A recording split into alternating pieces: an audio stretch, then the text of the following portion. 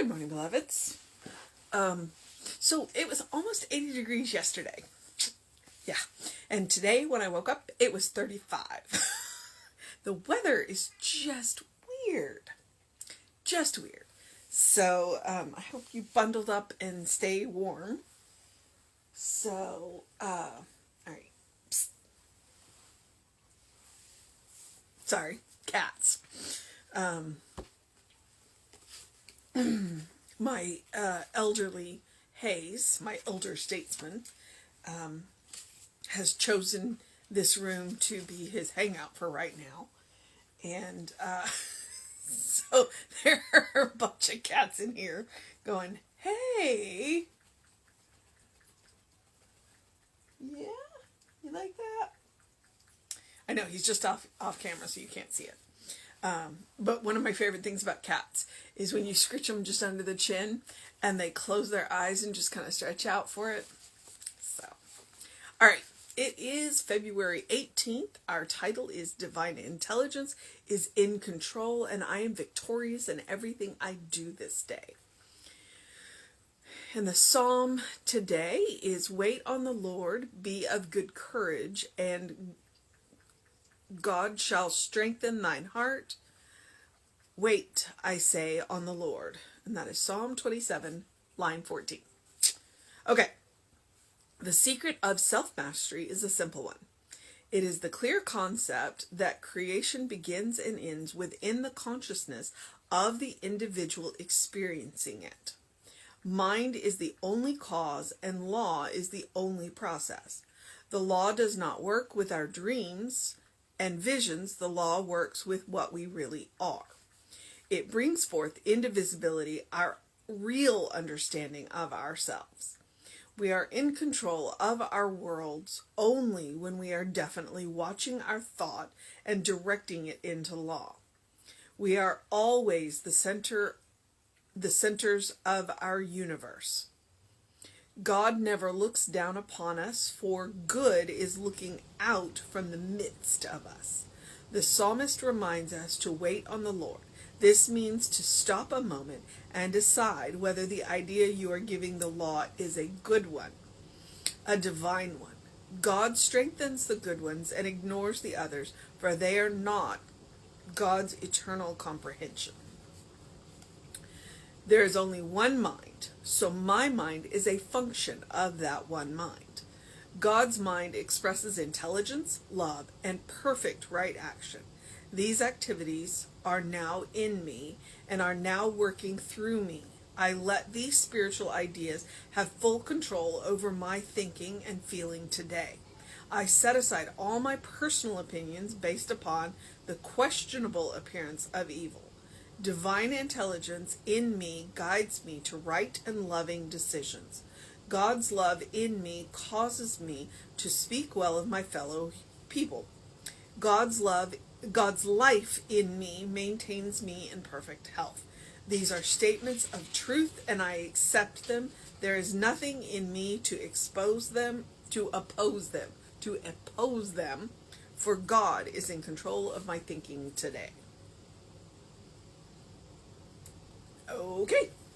All right. So, he does say we are always the centers of our universe. He does not say we are centers of the universe, but our universe. Remembering the fact that one of the things that he's been talking about is the fact that we each live in our own little world. And quantum physics will tell you the same thing. We each live in our own little world. Even if you have somebody who is as close to you, that you share most of your experiences with, they still live in a slightly different world because they see the world a little different from you. So we are always the center of our universe, not the universe. All right. That if you say the, that's ego. And I like how he said God never looks down upon us. It's a reminder that God is within, as well as all around. So God is not looking down upon us. God is within us looking out.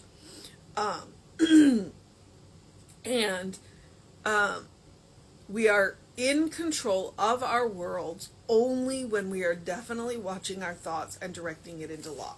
And this is why we talk about the trend of our thoughts. We don't have to watch each individual thought, but we want to be aware of the thoughts that have a whole lot of emotion behind them. Because that is where the power is. What Jesse says is that thought wrapped in emotion is belief. What we believe, that's where our power is. And so anytime we have a thought, that's not a big deal, because we have all kinds of thoughts, and we're gonna have weeds in our garden. Those thoughts are gonna crop up, and we're gonna go, well, I'm not real proud of that thought. Okay, so if it happens occasionally, no big deal, because it does. It happens. If it starts to happen more and more, then that's when you want to go back and look and go, where are these thoughts coming from? What work do I need to do to weed these thoughts out? And you want to be especially cautious when you have a thought with a whole lot of emotion around it. I have an issue with politicians. I got a lot of emotion around that.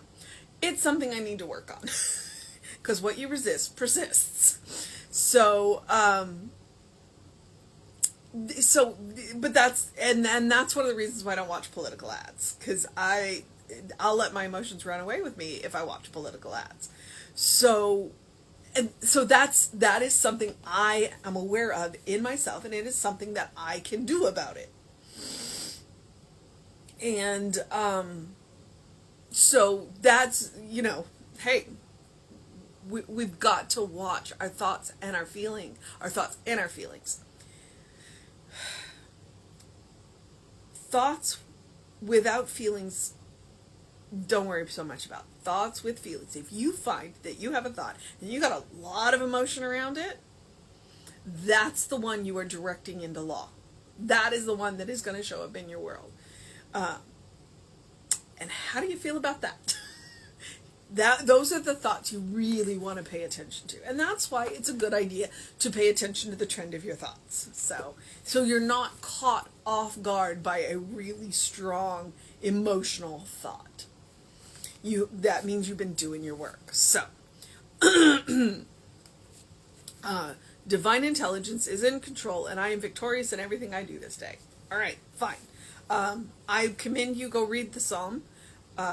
Wait on the Lord, be of good courage, and God shall strengthen thine heart. Wait, I say, upon the Lord. Where does our courage come? Where does our strength come from? From within. And we would argue from the divine. So, all right. So the secret of self-mastery is a simple one. He says that. It's a simple one. It is a simple one. It's a simple idea. In practice, that's the challenge. All right. It is the clear concept that creation begins and ends within the consciousness of the individual experiencing it, which means, according to Ernest, you can make a choice. All right? And that's what Science of Mind really is after, to teach everyone that they have a choice. Sometimes the only choice is how to feel about it, but therein lies the first step to changing it. Mind is the only cause, and law is the only process.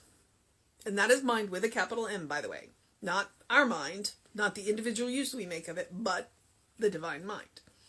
The law does not work with our dreams and visions. Okay, he said that yesterday. Dreams and visions mean absolutely nothing unless you put them into action. The law works with what we really are. And that's why I'm not concerned with the individual weeds. I'm concerned with the trend of. So the individual thoughts aren't the problem or the prize. It's the trend of your thoughts. Okay? So don't worry about the little ones that crop up occasionally. It's what is consistently showing up in your mind. It brings forth into visibility our real understanding of ourselves. Who do we think we are? Who do we think we are? Because that is the question that the law will answer for you. And you may not like the answer, or you may love the answer. So I would say that who we are beloved children of God. That is who shows up in my world, mostly. And occasionally I act out and don't act like a beloved child of God. So, that's who I believe that we really are. But if you have a different idea of who you are and who everybody else is, that's what's going to show up in your world. I'm sorry, Foster. You okay? So let me read that line again. It brings forth into visibility a real understanding of ourselves. The people that keep coming across to you in your world are who you think you are. So now I'm going to ask you, is there work to be done? Because who you actually are is a beloved child of God. Who you believe you are, that's a different situation. Let me see. Okay, we are in control of our world only when we are definitely watching our thought and directing it into law. Definitely watching our thought and directing it into law. We are always the centers of our universe. God never looks down upon us, for good is looking out from the midst of us. God isn't outside of us. God is within, because God is what we are made up of. The psalmist reminds us to wait on the Lord, and here he's going to explain it to you. This means to stop a moment and decide whether the idea you are giving the law is a good one, a divine one. So when you have that thought with that strong emotion, that's when you want to stop and think, is this really what I want in my life? Is this really what I want in my world? And if it's not, you can change it, because you can change your mind. God strengthens the good ones and ignores the others, for they are not God's eternal comprehension. Okay, the law doesn't judge. The law gives us what we ask for. But Ernest is going along the lines of Emerson, that the long arm of I forget what I'm missing a word there, trends towards justice. All right? In the end, good will win, because that is what God is. That's why it's up to us to manage our thoughts, our consciousness, our emotions, so that we can participate fully in alignment with. There is only one mind. So my mind, our mind, is a function of the one mind. We are using it. We are individualizing it. Do we use all of it? No, because we're splinters. We're sparks. But the spark is part of that whole. God's mind expresses intelligence, love, and perfect right action. Okay? These activities are now in me and are now working through me, because I am using that divine mind. I am made of that. You are made of that. I let these spiritual ideas have full control of my thinking. Now, what were those spiritual ideas again? Intelligence, love, perfect right action. So I let these spiritual ideas have full control of my thinking and my feeling today. I set aside all my personal opinions. That's an ask. To set aside our personal opinions based upon the questionable appearances of evil. So we look out in the world and we see, and we have opinions. And Ernest is asking us to set our idea of the appearances aside. To know the truth, to know the reality, to know God. Divine intelligence in me guides me to right action and loving decisions. God's love in me causes me to speak well of my fellow beings. Remember, if you can't say something nice, don't say anything at all. God's life in me maintains me in perfect health. When I remember who I am, things work better. These are statements of truth, and I accept them. There is nothing in me to oppose them, for God is in control of my thinking today, because I am using the divine mind. All right, so the mission today, should we choose to accept it, is to set aside all of our personal opinions based upon the questionable appearances of evil. Yep.